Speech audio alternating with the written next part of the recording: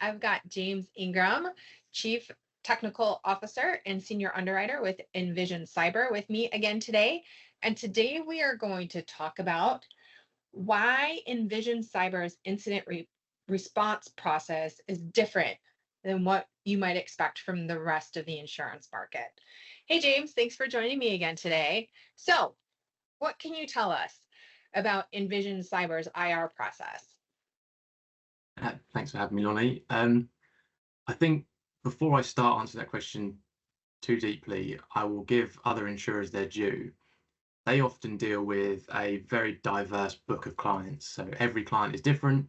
That makes it very difficult to have an incident response process built into their policy that is built around their client. So what they've done is create a one-size-fits-all solution, and then they sadly enforce that on their customers quite often. The benefit there is they have a straightforward process. Downside is everyone has to abide by this one process, which probably doesn't really fit with what the systems they have. Now, we at Invision are quite lucky in that all of our customers are going to have Invision One deployed on their systems, which means we've been able to build a bespoke process around that and make sure that everything is in place to be as efficient as possible. So everyone from the DFIR forensics teams all the way through to the Privacy Council lawyers are all aware, they've all been vetted, and they're all deeply aware of Vision One's capabilities and Trend Micro as a company, so they understand the systems that could be deployed, which means that from our customers' perspective, this is going to create a huge amount more efficiency, and hopefully the customer will feel more involved in the process when something does go wrong. And what we sometimes see, and it is silly, is that a customer will be having an incident and the insurer will get involved with their incident response process as per usual, but the forensics teams that the insurer is affiliated with are affiliated with a completely different forensics tool. So they'll come in and they will drop their forensics tool down onto the network and start working from there. That could add hours, if not days, of time and effort and money, let's be honest, in inefficiencies in dealing with that incident.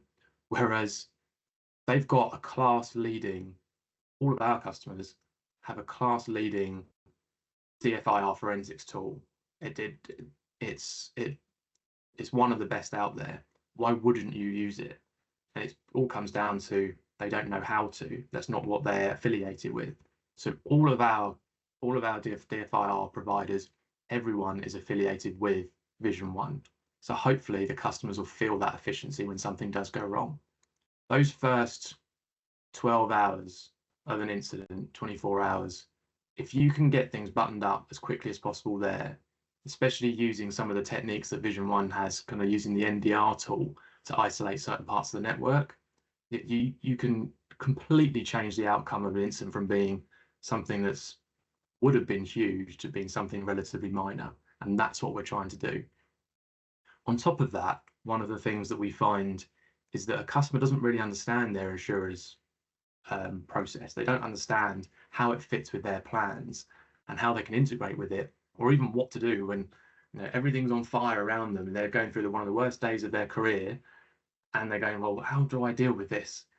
We've tried to make our process as straightforward as possible, and we tried to make it that it can integrate into their incident response plans as easily as possible. So one of the things that we offer is onboarding calls with all of our customers.